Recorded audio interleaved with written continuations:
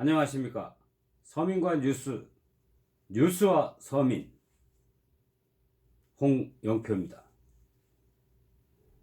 오늘의 뉴스를 살펴보고 과연 서민들은 어떻게 생각하는지, 서민들이 하고 싶은 말을 속 시원하게 풀어드리는, 서민들이 하고 싶은 말을 속 시원하게 대변해드리는 서민과 뉴스TV입니다. 구독과 좋아요 버튼으로 응원해주시고, 구독은 무료입니다. 댓글 많이 남겨주시기 바랍니다. 이 시간을 통해서 여러분의 의견도 많이 올려드리도록 하겠습니다. 오늘의 주제는 시민 300여 명 청와대 앞에서 조국 사태 6박 7일 철야 노숙 농성에 돌입했다는 소식입니다. 10월 3일 광화문에 엄청난 인파가 모였습니다. 9월 30일 서초동에 조국 지지 집회가 200만 명이 모였다고 했습니다. 10월 3일 광화문에는 서울역까지 꽉 들어찬 400만 명, 500만 명이 모였다고 합니다. 몇백만 명이 모여 있는지는, 어느 쪽 말이 맞는지는 일반 서민들에게 중요하지 않습니다. 일반 서민들이 생각하는 것은 지금 나라가 잘못 가고 있다. 9월 9일 조국 장관 임명 이후 국민들이 두 갈래로 나눠져서 조국 수호와 조국 해임을 요구하고 있다. 이 사태를 만든 장본인은 문재인 대통령이다. 이렇게 생각하고 있는 것이 일반적입니다. 그래서 한 단체는 10월 3일 광화문에서의 농성을 마치고 이어서 계속 청와대로 돌진하여서 청와대 앞에서 조국이 퇴진할 때까지 6박 7일 동안 철야 노숙 농성에 들어갔습니다. 오늘 10월 9일 날 조국 사태 집회가 또 있습니다. 그때까지 일주일 동안 노숙으로 밤새 농성을 하겠다는 것입니다. 끝없는 내로남불을 볼 수가 없어서 하와이에서 귀국했다고 하는 농성자도 있습니다. 처음으로 시위를 하려고 나왔다고 하는 분들도 많이 계십니다. 독단적 선택만 하는 문재인 정부를 참을 수가 없어서 나왔다고 하는 사람들도 많이 있습니다. 화가 나서 나왔다고 하는 사람들이 대부분입니다. 도대체 이 사람들은 뭐에 그렇게 화가 났을까요? 그동안 데모도 하지도 않던, 아니 광화문에 나와서 데모를 해보지도 않았던 사람들이, 그 많은 사람들이 왜 이렇게 팔을 걷어붙이고 나와서 농성을 하는 것일까요? 이 농성 한번 자세히 보겠습니다. 개천절인 10월 3일 광화문 광장 등 서울시청, 서울역에까지 꽉 들어찬 조국 법무부 장관 사퇴 촉구 집회 참석자들 중 일부가 청와대 진출을 시도하며 한동안 경찰과 대치한 뒤에 오후 8시 30분에 대부분 해산했습니다. 하지만 집회 참가자 수백 명이 청와대 사랑채 앞 도로로 몰려가서 철야 농성을 이어갔습니다. 이들은 조국 사퇴 집회가 예정된 오는 10월 9일까지 6박 7일과 일정으로 청와대 앞에 노숙 농성을 이어갈 예정이라고 한 신문이 보도하고 있습니다. 보수 성향 시민단체와 제야 정치인들이 연합해서 만든 문재인 하야 범국민투쟁본부 소속 회원을 포함한 시민 300여 명은 전날 밤 청와대 사랑채 인근 효자로에 모여 노숙 철야 집회를 하고 있습니다. 시위대는 효자로 4개 차로에 돗자리를 깔고 담요를 덮은 채 밤을 보냈고, 일부는 눕지도 않고 앉은 채로 밤을 꼬박 새웠다고 합니다. 노숙농성은 10월 4일도 이어지고 있고 지금 10월 5일 날도 이어지고 있습니다. 두 개 차로를 200m가량 점거한 후에 농성을 하고 있습니다. 집회 참가자들은 길바닥에 앉은 채로 청와대를 향해서 조국 구속, 문재인 하야 등을 계속 외치고 있습니다. 일부는 투쟁본부 측에서 나눠준 빵과 우유, 주먹밥으로 식사를 때우고 있다고 합니다. 개천절 집회에 맞춰서 하와이에서 귀국했다는 이온묵 씨,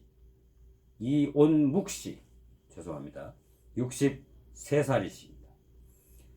끝없는 내로남불 형태를 보이는 조 장관이 임명된 이후 타국에서 지켜만 볼 수가 없어서 집회 일정에 맞춰 귀국해서 길바닥에서 하룻밤을 잤다.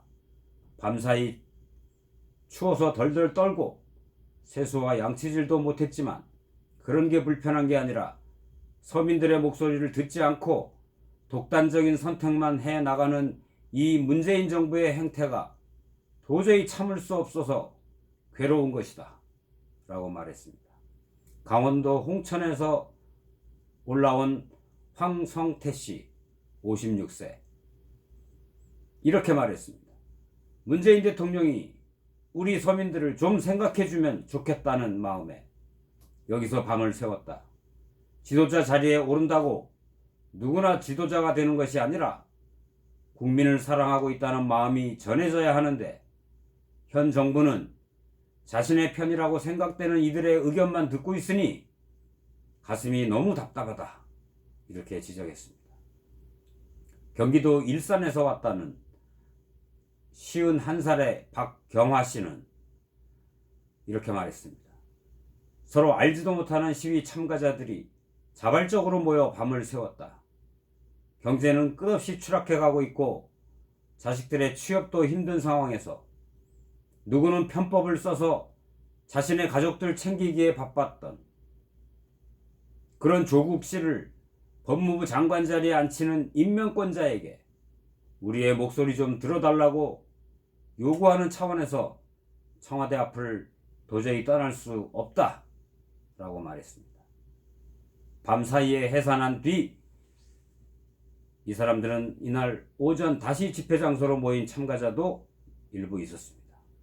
경기도 부천에서 왔다는 45살의 한현진 씨는 전날 저녁 집회 이후 집에 들어갔다가 여전히 일부 집회 참가자들이 이곳에 모여 목소리를 전하고 있다는 소식을 아침에 듣고 다시 이곳을 찾아왔다. 무작정 거리를 차지하며 떼를 쓰는 차원이 아니라 이 정권이 반대쪽 의견엔 귀를 막는 것이 아닌가. 다양한 의견도 듣고 반영해 주기를 바라는 마음에서 나섰다고 했습니다. 투쟁본부의 관계자는 오는 10월 9일 이곳에서 예정된 제2차 조국 사퇴 촉구 집회까지 노숙 집회를 이어가겠다고 했습니다. 집회 신고는 10월 말까지로 되어 있기 때문에 문재인 대통령이 정확한 메시지를 내지 않는다면 10월 9일 이후에도 철야 노숙 집회를 이어갈 것이라고 했습니다. 어떤 사람들은 이렇게도 얘기합니다. 잘난 당신 덕분에 난 못난 부모가 됐어요. 거리에 서본 적이 한 번도 없는 저도 집회에 나갔습니다. 악몽 같았던 지난 몇 달, 이젠 제발 끝내주세요. 독자들의 편지입니다. 조국 씨에게 보내는 독자들의 편지입니다. 인생 참 쉬우셨죠?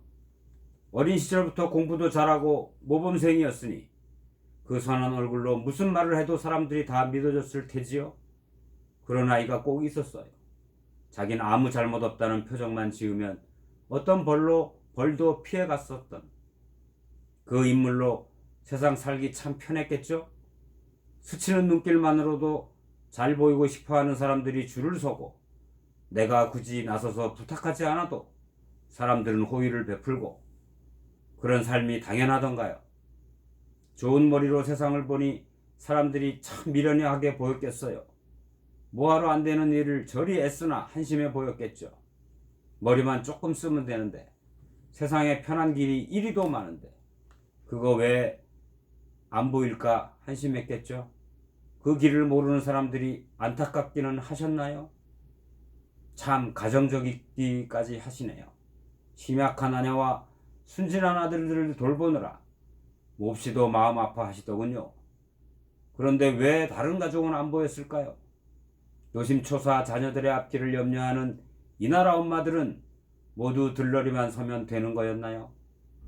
수능날 비행기도 못 뜨는 이 나라에서 당신은 어찌 그리 돕는 손길들을 많이 경험하셨는지 저는 새삼 더욱 못난 부모가 되고 말았네요. 한 가지 부탁드려도 될까요? 당신 이름을 바꿔주셨으면 합니다. 생년월일을 수시로 바꾸시는 분들이니 그리 어려운 일도 아니겠지요.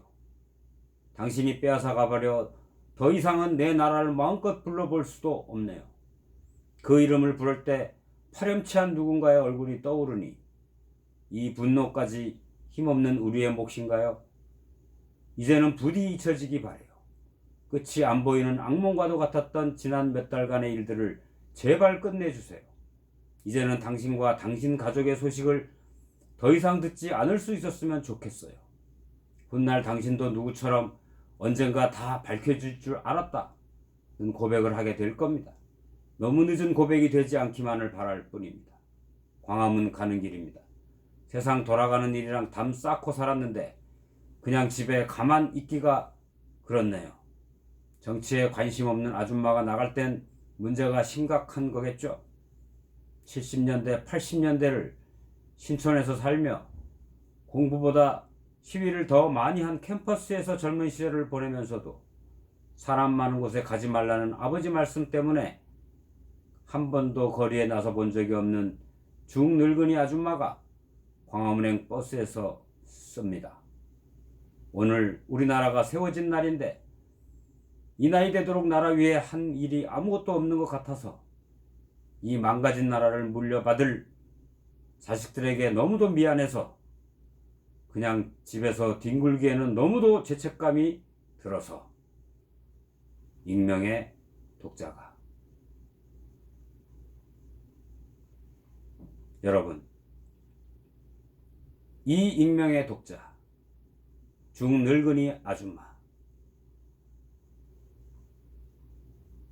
절절하고도 가슴이 와닿는 편지 아닙니까? 여러분,